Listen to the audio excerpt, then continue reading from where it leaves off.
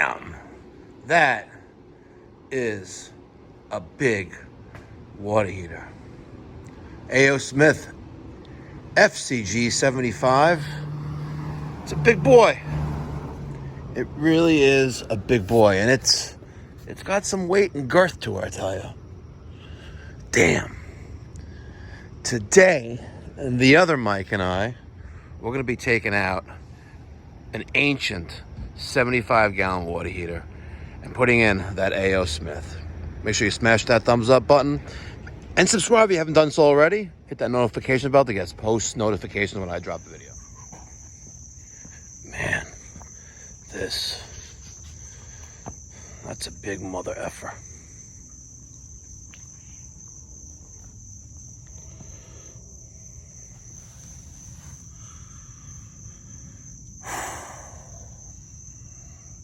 $1986, buddy.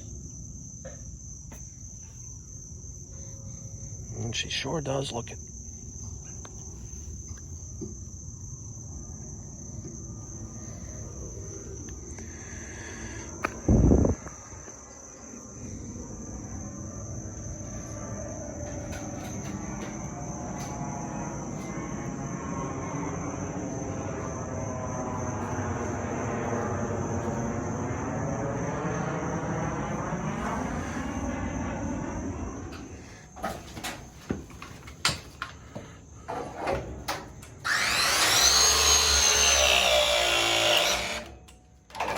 Big boy, the Milwaukee M18 Force Logic. We got some 1.25 inch there, 1 inch. Quick change of the jaw.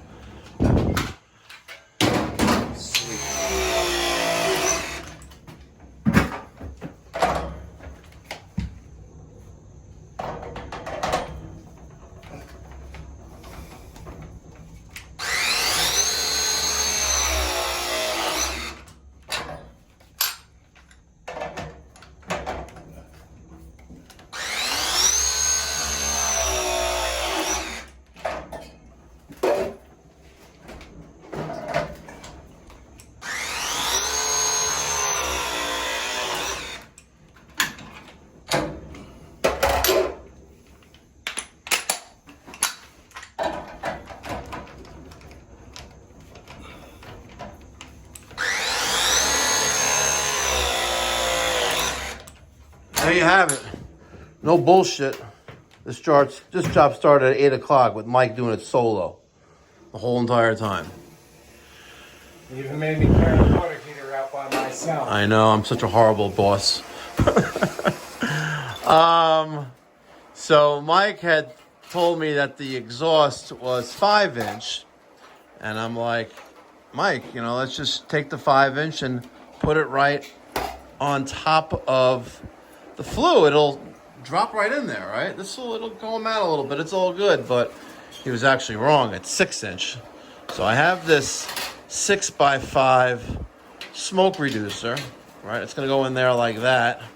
And then, I could just, you know what I mean? But I went to Ferguson, and those guys in the back have no idea what this is. This is not a 6x5 smoke reducer, but it'll work anyway. This is an HVAC smoke reducer.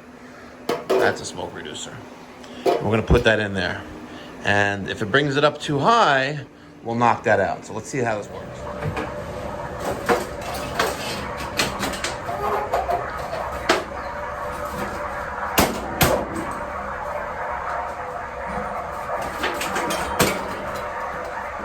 Not too shabby. We have to screw in our flue diverter. A little baby flue diverter, by the way. I don't get this. Why is it so tiny? The old one was like up to like here, huge. It's a little baby little diverter. But we look good.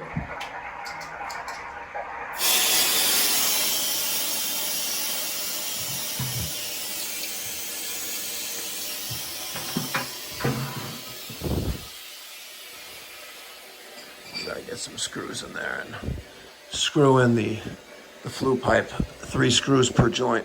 All right, just turn the gas valve on. Let's push down on the black knob. Let's let this piezo igniter do its job. I don't lay down on the job, by the way. And if you could listen carefully, and as long as you don't have a lot of background noise, you will hear the pilot burner ignite. Side's not open. What? Hot side is not open. Okay. But, Oh, you want to open that up? yep.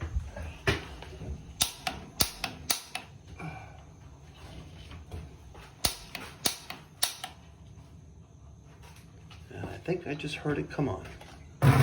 These guys never leave you enough room. The manufacturer just doesn't leave you enough room to get these labels on the boiler. Yeah, whatever. That water heater's dead. Doesn't matter, it's going over Cox. Well, you don't like Cox? It's not me. It's not you. There we go. There's that flashing light. Let's turn this up to C. And Houston, we got ignition. And don't even think about trying to steal the reward code. I already registered it. All right, now some of you may be asking yourselves, and maybe even in the comment section down below, like Mikey Pipes, you took out a water heater with 250,000 BTUs of input, and you put in a 75-gallon water heater. What has that got? Well, 75,100 input. So your next question is going to be, like Mikey Pipes, you undersized the water heater. Huh? I'm sorry. This is not a Taj Mahal or I'm sure to the homeowners it could be. But as far as square footage size, we have a 5,000 plus square foot home with 3 to 4 bathrooms. And the boiler for this home, this is not the boiler, by the way, this is the water heater, but the boiler for this home doesn't even need to be 250,000 BTU. So why would I take out a water heater that's pushing 40 years old? Is it 40 years old? What do we say? It was from 1986. Damn, that's old. Even got these gas control valves. 2 of them for temperature control. Oh my God.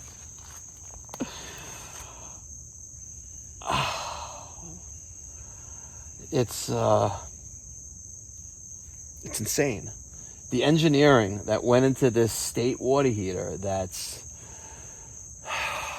what was it, 38 years old? 30? I don't know, I'm horrible at math. Do the math. 2024 minus 1986. Old as AF. You know what I mean? So we took out this water heater, and you see what was sitting there next to it. It's still there. It's an abandoned 75-gallon water heater that had a lower life expectancy than this one. The moral of the story is that when you take out equipment, you don't do a direct replacement unless you do a load calculation. Now, if you're doing a load calculation for air conditioning, you're going to perform a manual J.